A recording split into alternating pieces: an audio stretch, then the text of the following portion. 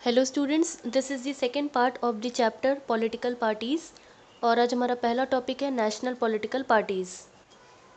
Democracies that followed a federal system all over the world tend to have two kind of political parties.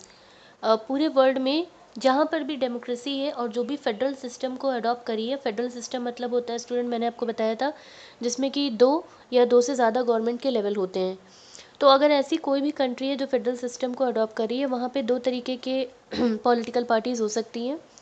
Parties that are present in only one of the federal unit, मतलब किसी एक जगह पर एक party, मतलब one आपकी political party हो सकती है एक यूनिट में।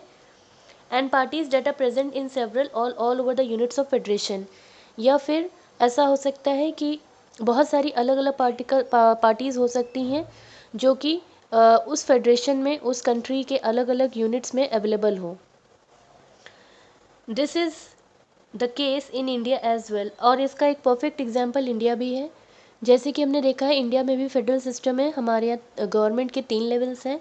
अगर हम देखें अगर हम देखते हैं कि वन लेवल पे, मतलब वन लेवल हमारा सेंट्रल हो गया, सेंट्रल लेवल पर है, और उसके साथ हमारी जितनी भी फेडरेशन है, जितनी भी हमारे नीचे यूनिट्स हैं, जैसे कि स्टेट लेवल पर और पंचायती लेवल पर, तो हमारे यहाँ लेवल्स गवर्नमेंट के बटे हुए हैं। तो इंडिया एक एग्जाम्पल है इसका। There are some countries wide party, कुछ कंट्रीज़ में बहुत ही वाइड बड़ी पार्टीज़ होती हैं जिन्हें नेशनल पार्टीज़ कहा जाता है। इन पार्टीज़ की जो यूनिट्स होती हैं अलग अलग राज्यों में फैली होती हैं, but by the large all these unit follow the same policy. लेकिन जितनी भी यूनिट्स जितने भी राज्यों में, जितने भी स्टेट्स में होती हैं, वो सेम पॉलिसीज़ और प्रोग्राम को फॉलो करती हैं जो कि नेशनल लेवल पे डिसाइड की जाती हैं। और जितने भी स्टेट्स होंगे, उन जगहों पे जितनी भी पॉलिटिकल पार्टीज़ होंगी, उनकी यूनिट्स होंगी, उन सबको सेम पॉलिसी प्रोग्राम्स को अडॉप्ट करना होगा, क्योंकि नेशनल लेवल पर ये स्ट्रेटजी और प्रोग्राम्स बनाए जाते हैं और उनके साथ जुड़ी हुई सारी पॉलिटिकल यूनिट्स को सेम पॉलिसीज़ और प्रोग्राम को फॉलो करना होता है। Every party in a country has to register with the election commission. Country के अंदर जितनी भी पार्टीज़ होती हैं उनको अपने आप को इलेक्शन कमीशन को रजिस्टर्ड कराना होता है। While the commission treat all the party equally, it offers some special facility to the large and established party. Election commission जो होती है सारी पार्टीज़ को बराबर से ट्रीट करता है, और कुछ स्पेशल तरीके की फैसिलिटीज़ जो है कुछ इस्टेब्लिश और बड़ी पॉलिटिकल पार्टीज़ को इलेक्शन कमीशन देता है। These parties are given a unique symbol, इन पॉलिटिकल पार्टीज़ को एक सिंबल दिया जाता है, and only the official candidate of that party can use that election symbol. और उस पॉलिटिकल पार्टी का जो कैंडिडेट होगा वो उस पॉलिटिकल पार्टी का इलेक्शन सिंबल का इस्तेमाल करेगा। Parties that get this privilege and some other special facilities are recognized by the election commission. तो जो भी पॉलिटिकल पार्टी होती है जिसको ये इस तरीके का प्रिविलेज एडवांटेज दिया जाता है या कुछ अलग तरीके की स्पेशल फैसिलिटी दी जाती है, उसे इलेक्शन कमीशन के द्वारा रिकॉग्नाइजेशन मिलता है, पहचान मिलती है, और इसीलिए इन पॉलिटिकल पार्टीज़ को रिकॉग्नाइज पॉलिटिकल पार्टी के नाम से जाना जाता है। इलेक्शन कमीशन क्या करती है, बहुत ही डिटेल में, विस्तार में पूरा क्राइटेरिया एक डिसाइड कर देती है कि कितने वोट प्रपोर्शन, कितनी सीटें पॉलिटिकल पार्टी के पास होनी चाहिए अगर उसे एक रिकॉग्नाइज पार्टी बनना है। A party that secure at least 6% of total vote in an election, अगर एक पॉलिटिकल पार्टी जो है किसी भी इलेक्शन में 6% ऑफ टोटल वोट्स का 6% जीत जाती है लेजिस्लेटिव असेंबली के इलेक्शंस में, मतलब राज्यों में जो भी लेजिस्लेटिव असेंबली के इलेक्शन होते हैं, राज्यों में जो भी विधानसभा के इलेक्शंस होते हैं, अगर पॉलिटिकल पार्टी उसमें 6% के वोट से जीतती है और एंड विन एटलीस्ट 2 सीट्स, और साथ ही साथ किन्हीं 2 सीटों से जीत जाती है, तो उसे हम स्टेट पार्टी के नाम से जानते हैं। A party that secure at least 6% of total votes in Lok Sabha election, अगर कोई भी पार्टी जो है कम से कम 6% वोट्स के साथ लोकसभा के इलेक्शन में टोटल वोट्स में जीत रही है, और या फिर असेंबली के जो इलेक्शंस होते हैं किन्हीं 4 राज्यों से, and win at least 4 seats in Lok Sabha, और साथ ही साथ लोकसभा की जो इलेक्शंस होते हैं उनमें किसी 4 सीटों से जीत जाती है, तो उसे हम नेशनल पार्टी कहते हैं। स्टूडेंट ये जो पहला पार्ट दिया हुआ है ये आपको बता रहा है कि स्टेट पार्टी क्या होती है। स्टेट पार्टी का मतलब हो गया कि पार्टी को टोटल वोट्स जो कि लेजिस्लेटिव असेंबली के विधानसभा के इलेक्शन होते हैं राज्यों में, उसमें 6% के वोट्स उनको मिलने चाहिए। और एंड मतलब साथ में ही मतलब एक कंडीशन ये पूरी होनी चाहिए एंड और साथ ही साथ 2 सीटों से जीतना चाहिए, तब उसे हम स्टेट पार्टी कहेंगे। और ये जो दूसरा पार्ट स्टूडेंट दिया है ये नेशनल पार्टी के बारे में दिया गया है कि अगर कोई भी पॉलिटिकल पार्टी है तो वो लोकसभा के इलेक्शन में अगर वो सिक्योर कर रही है, जीत रही है एटलीस्ट 6% ऑफ टोटल वोट्स, या फिर और लिखा है यहाँ पे मतलब या तो ये कंडीशन पूरी करें या फिर असेंबली के जो इलेक्शंस होते हैं जो आपके उनमें किन्हीं 4 राज्यों से एंड और साथ ही साथ लोकसभा के 4 सीटों से जीत रही हो तो उसे हम नेशनल पार्टी कहेंगे। अकॉर्डिंग टू दिस क्लासिफिकेशन, इस क्लासिफिकेशन के हिसाब से हमारे यहाँ 6 बड़ी बड़ी पॉलिटिकल पार्टीज हैं, रिकॉग्नाइज पॉलिटिकल पार्टी हैं।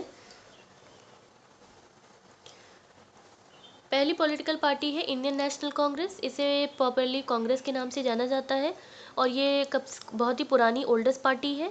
इसको 1885 में फाउंड किया गया था और इसमें देखा जाए तो इस पार्टी में बहुत सारे स्प्लिट्स मतलब बहुत सारे मतलब बंटवारे भी हुए हैं और इंडियन पॉलिटिक्स में इसका बहुत ही इम्पोर्टेंट डोमिनेंट रोल रहा है। और इसकी लीडरशिप में किसकी लीडरशिप में ये पॉलिटिकल पार्टी चली, वो है जवाहरलाल नेहरू जी। इस पॉलिटिकल पार्टी ने किस तरीके की चीज़ों को बिल्ड करने का बनाने का प्रयास किया, एक मॉडर्न सेक्युलर डेमोक्रेटिक रिपब्लिक मतलब एक आधुनिक भारत, सेक्युलर भारत मतलब कि जिसमें कि किसी भी तरीके के धर्म के साथ कोई भी वो ना हो और सारे धर्मों को अडॉप्ट किया जाए, और डेमोक्रेटिक रिपब्लिक मतलब कि हम अपने देश का जो हेड है वो हम खुद चुनेंगे। ये पार्टी जो है सेंटर में रूल करती आई है 1977 में और उसके बाद 1980 से लेकर 1989 में, और 1989 के बाद इस पॉलिटिकल पार्टी का सपोर्ट थोड़ा बहुत गिरा, लेकिन तब भी ये पॉलिटिकल पार्टी कंट्री में बनी हुई है। इसकी आइडियोलॉजी मतलब इसका आइडिया इस पार्टी का क्या था, इसका पॉलिटिकल पार्टी का आइडिया ये था कि सेक्युलरिज्म को बना के रखना, मतलब देश के अंदर सारे धर्मों को समान अधिकार सारा सम्मान मिले, और जो वीकर सेक्शन होता है, जो कमज़ोर वर्ग होता है, और जो माइनॉरिटी सेक्शन होता है, जो पिछड़ा वर्ग होता है, उसके भले के लिए काम करना। सपोर्ट न्यू इकोनॉमिक रिफॉर्म्स और नए तरीके के आर्थिक बदलाव लाना, but with a human face, लेकिन मतलब इंसानों के साथ साथ।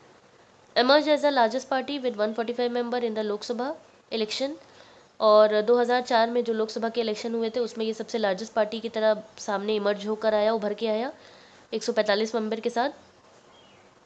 Currently lead the ruling United progressive alliance coalition government at the centre, और करंट में अगर हम देखा जाए तो ये रूल कर रहा है किसके साथ कोलिशन में, किसके साथ इसका मतलब कोलिशन है, गठबंधन है, यूनाइटेड प्रोग्रेसिव अलायंस। दूसरी पॉलिटिकल पार्टी है भारतीय जनता पार्टी, इस पार्टी को 1980 में फाउंड किया गया था और bye reviving the erstwhile Bharatiya Jana Sangh want to build a strong and modern India. इसका जो उद्देश्य था वो ये था कि एक आधुनिक और मजबूत भारत बनाना है, और इसने इंडिया का जो पुराना कल्चर होता है, इंडिया का जो पुराना वैल्यूज़ होती है, उससे इसको प्रेरणा मिली, और इस पार्टी ने हमेशा हिंदुत्व को ज़्यादा बढ़ावा दिया है। Full territorial wants the full territorial and political integration, ये जो पार्टी थी ये हमेशा चाहती थी कि पूरी तरीके से इंडिया जो है पूरी तरीके से जुड़ा रहे, और जम्मू एंड कश्मीर को भी जोड़ना इस पॉलिटिकल पार्टी का एक उद्देश्य रहा। और साथ ही साथ ये पॉलिटिकल पार्टी ये भी चाहती थी कि यूनिफॉर्म सिविल कोड सारे देश के लोगों के लिए बने, मतलब एक ही जैसा नागरिक जो भी लॉ नियम बनते हैं वो सबके लिए बराबर मिले बने, मतलब चाहे किसी का कोई भी धर्म हो, लेकिन कोई भी आपका धर्म हो, जाति हो, लेकिन इर्रिस्पेक्टिव इसके अलावा आपके देश के नागरिकों के लिए सबके लिए बराबर से एक समान यूनिफॉर्म एक समान सिविल नागरिक कोड बनाया जाए, and ban on religious conversation. और साथ ही साथ इस पॉलिटिकल पार्टी ने जो भी आपके धार्मिक जो कन्वर्सेशन होते हैं, जो बातचीत होती है, उसके ऊपर बैन लगाया। It support base increase substantially in 1990। इसका सपोर्ट जो था पॉलिटिकल पार्टी का 1990 में कुछ ज़्यादा ही बढ़ गया। अर्लियर लिमिटेड टू नॉर्थ, पहले तो इसका जो लिमिटेशन जो इसका फैलाव था वो नॉर्थ तक था, and west and to the urban areas. The party expanded its support in the southeast, to the north east and to the rural area. और बाद में मतलब पहले इसका जो एरिया था काम करने का, हम कह सकते हैं वो नॉर्थ था, वेस्ट था, और अर्बन एरिया शहरी क्षेत्र था। लेकिन बाद में इस पॉलिटिकल पार्टी ने अपना सपोर्ट जो है साउथ में, ईस्ट में और नॉर्थ ईस्ट में राज्यों में, और साथ ही साथ जो आपके जो गांव वाले एरिया होते हैं वहाँ पर भी अपना सपोर्ट बढ़ा लिया। Came to the power in 1998 as a leader of National Democratic Alliance including several state and regional party, lost election in 2004 and is the principal opposition party in the Lok Sabha। 1998 में ये political party आपकी थोड़ा सा उभर के सामने आई, और लेकिन 2004 के इलेक्शन में ये पॉलिटिकल पार्टी काफ़ी इसको गिरावट देखनी पड़ी। थर्ड पॉलिटिकल पार्टी है बहुजन समाजवादी पार्टी। इसको 1984 में बनाया गया था। किसकी लीडरशिप में बनाया गया था? काशीराम जी की लीडरशिप में बनाया गया था। और इसका जो मेन क्राइटेरिया था काम करने का था वो ये था कि ये इस पॉलिटिकल पार्टी ने दलितों के लिए, आदिवासियों के लिए, अदर बैकवर्ड क्लासेस के लोगों के लिए और रीजनल माइनॉरिटी मतलब जो धार्मिक तौर पे जो बहुत ही कमज़ोर वर्ग होते हैं, पिछड़े वर्ग होते हैं, उनके लिए काम किया। इसने जो अपने इंस्पिरेशन जो प्रेरणा ली वो कहाँ से ली? वो जैसे कि आपकी जो साहू महाराज जी हैं, या महात्मा फूले हैं, या पेरियार हैं, रामास्वामी नाइकर हैं, बाबा साहेब अम्बेडकर हैं, इनकी टीचिंग्स और इनके आइडियाज़ को फॉलो करते हुए ये पॉलिटिकल पार्टी ने हमेशा फॉलो किया है। इस पॉलिटिकल पार्टी ने हमेशा जो दलित होते हैं, दलित क्लास होता है, और जो अप्रेस्ड मतलब जो दबा हुआ ग्रुप होता है लोगों का, उनके भलाई के लिए, उनके वेलफेयर के लिए काम किया। It has its main base in the states of Uttar Pradesh, और इसका जो मेन बेस रहा है काम करने का वो हमेशा उत्तर प्रदेश ही रहा है। And substantially presence in the neighbouring states, और साथ ही साथ कुछ पड़ोसी राज्यों में भी इसका काम बना हुआ है, जैसे कि Madhya Pradesh, Chhattisgarh, Uttarakhand, Delhi and Punjab. Form government in Uttar Pradesh, government इसकी ज़्यादातर उत्तर प्रदेश में ही बनी है। सेवरल टाइम मतलब बहुत बार बन चुकी है। लोकसभा के जो इलेक्शन हुए 2004 में, उसमें इसको 5% के वोट मिले और 19 सीट्स इसने लोकसभा में हासिल की। नेक्स्ट पार्टी है communist party of India, Marxist. इसको 1964 में ढूंढा गया था, और ये मार्क्सिज्म लेनिनिज्म के आइडियाज़ के ऊपर चलती है। इसने हमेशा सोशलिज्म, समाजवाद को सपोर्ट किया, सेकुलरिज्म को सपोर्ट किया, जिसमें कि सारे धर्मों को अपनाया जाता है, डेमोक्रेसी को सपोर्ट किया, और इम्पीरियलिज्म को अपोज किया। इम्पीरियलिज्म का मतलब होता है कि जब कोई अमीर देश, रिच देश जो होता है, किसी गरीब देश को कंट्रोल करने का प्रयास करता है, उसको इसने हमेशा अपोज किया है, नकारा है। कम्युनलिज्म को इसने अपोज किया। कम्युनलिज्म का मतलब होता है जब कोई एक ग्रुप को फेवर किया जाता है, तो कम्युनलिज्म और इम्पीरियलिज्म को इस पॉलिटिकल पार्टी ने हमेशा ही अपोज किया। Accept the democratic election as a useful and helpful mean for securing the objective of social economic justice in India। इसने हमेशा इलेक्शन का ही एक यूज़फुल तरीके की तरह इस्तेमाल किया, ताकि इंडिया में आर्थिक तौर पे, इकोनॉमिक तौर पे लोगों को न्याय मिल सके, अपने ऑब्जेक्टिव को अचीव कर सके। इसको काफ़ी सारा सपोर्ट वेस्ट बंगाल, केरला, त्रिपुरा जैसे राज्यों में मिला, specially among the poor, factory workers, farmer, agricultural labourer and intelligentsia, मतलब जो बहुत ही गरीब फैक्ट्री में काम करने वाले लोग होते हैं, या फार्मर्स हो गए, जो गरीब लोग होते हैं, उनके लिए काम किया है। Critically of the new economic policy that allow free flow of foreign capital and good into the country, और साथ ही साथ नए तरीके की इकोनॉमिक आर्थिक पॉलिसीज़ बनाई गई, जिससे कि जो भी आपका विदेशी मुद्रा है या सामान है वो देश के अंदर आ सके फ्री तरीके से। और बंगाल में इसने काफ़ी पावरफुल तरीके से काम किया है, विदाउट एनी ब्रेक, मतलब लगातार 30 सालों तक इसने काम किया। 2004 के इलेक्शन में 6% के वोट से ये जीते, और लोकसभा में 43 सीटों को हासिल किया। करंटली इसको जो सपोर्ट मिल रहा है वो यूपीए गवर्नमेंट से मिला। थर्ड पार्टी है आपकी कम्युनिस्ट पार्टी ऑफ इंडिया। इसको 1925 में ढूंढा गया। Believe in Marxism, Leninism, secularism and democracy, और ये भी जो कार्ल मैक्स जो थे, जो इसके जनक थे मार्क्सिज्म के, उसके ही सिद्धांतों पे ये पॉलिटिकल पार्टी बनी। कार्ल मैक्स ने एक थ्योरी दी थी स्टूडेंट, जिसे कहा जाता था मार्क्सिज्म थ्योरी, और ये थ्योरी ये बताती थी कि कैसे जो है आपके जो कैपिटलिस्ट हैं, जो फैक्ट्री के ओनर्स होते हैं, वो जो है कैसे फैक्ट्री के वर्कर्स को उनका सारा प्रॉफिट ले लेते हैं। तो कार्ल मैक्स की थ्योरी यही कहती थी कि अगर फैक्ट्री के वर्कर्स और को आगे बढ़ना है तो उनको कैपिटलिस्ट को हटाना होगा। तो ये पॉलिटिकल पार्टी भी इन्हीं के सिद्धांतों पे चली। इसने सेक्युलरिज्म को सपोर्ट किया, डेमोक्रेसी को सपोर्ट किया। Oppose to the forces of the sectionalism, मतलब किसी चीज़ को ब्रेक करने को सेक्शनिज्म कहा जाता है, तो इसको इसने अपोज किया। कम्युनलिज्म को भी अपोज किया। कम्युनलिज्म भी यही सिखाती है कि किसी एक ग्रुप को फेवर किया जाए। Accept the parliamentary democracy as a mean of promoting the interest of working class farmer and the poor. और साथ ही साथ पार्लियामेंट्री डेमोक्रेसी मतलब पार्लियामेंट के जो सिद्धांत हैं उसको फॉलो किया, ताकि जो फैक्ट्री में काम करने वाले लोग हैं या वर्किंग क्लास के लोग हैं या फार्मर्स हैं, जो गरीब लोग हैं, उनके इंटरेस्ट को, उनके भलाई के लिए काम किया जा सके।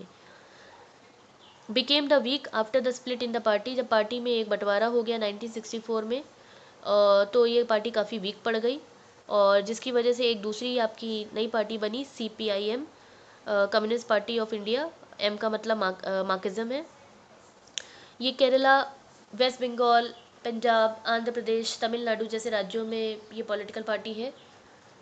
और इसका जो सपोर्ट है वो धीमे धीमे ग्रेजुअली गिरने लगा कुछ सालों के बाद, और ओनली 1.4% के वोट इसको हासिल हुए लोकसभा के इलेक्शन में 2004 के इलेक्शंस में, और 10 सीटों से ये जीत पाई। नेक्स्ट पॉलिटिकल पार्टी है नेशनलिस्ट कांग्रेस पार्टी। ये फॉर्म्ड हुई थी 1999 में, following a split in Congress party, क्योंकि कांग्रेस पार्टी में एक स्प्लिट हो गया था। Espouse democracy, Gandhian secularism, equity, social justice and federalism.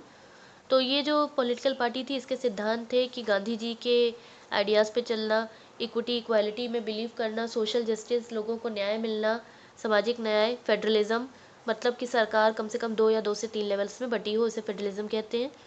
Want that high offices in government be confined to natural born citizens of the country, मतलब इसका ये मानना था, ये ऐसा चाहती थी कि जो हाई ऑफिसज होते हैं, मतलब जो गवर्नमेंट के, सरकार के, तो वो नागरिकों के लिए काम करें। Major party in Maharashtra and has a significant presence in Meghalaya, Manipur and Assam. और ज़्यादातर ये पॉलिटिकल पार्टी हमें इन राज्यों में देखने को मिली। Now next topic is state party.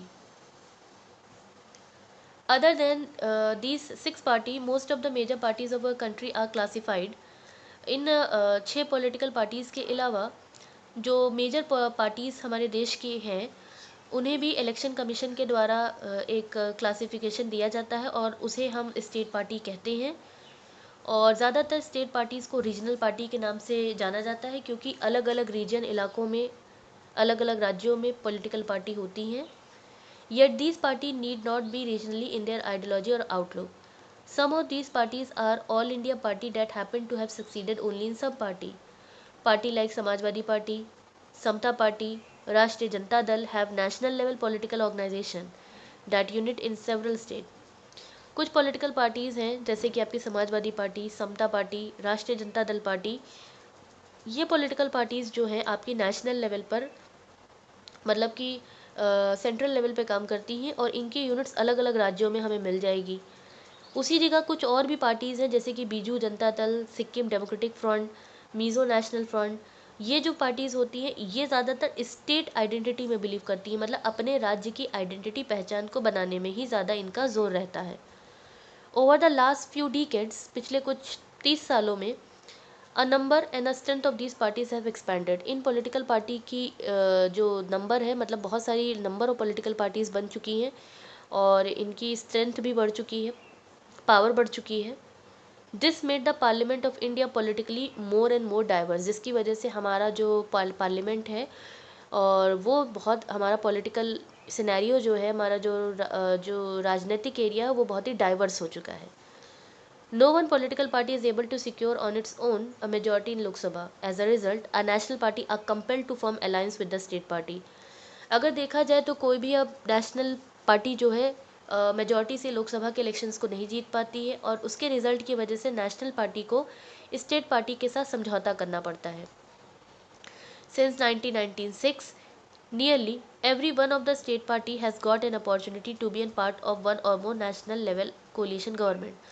1996 के बाद से अगर देखा जाए तो ज़्यादातर हर political party, state political party को एक अपॉर्चुनिटी मिली, मौका मिला, और उसको नेशनल लेवल की पॉलिटिकल पार्टीज़ के साथ काम करने का मौका मिल गया।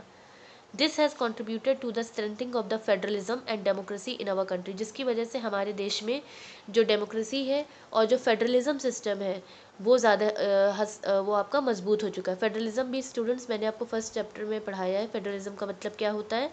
फेडरलिज्म एक वो सिस्टम होता है जहाँ पे गवर्नमेंट के लेवल्स जो होते हैं आपके बटे हुए होते हैं, उसे हम फेडरलिज्म कहते हैं। That's for today. In the next topic, we will discuss the further chapter. Thank you.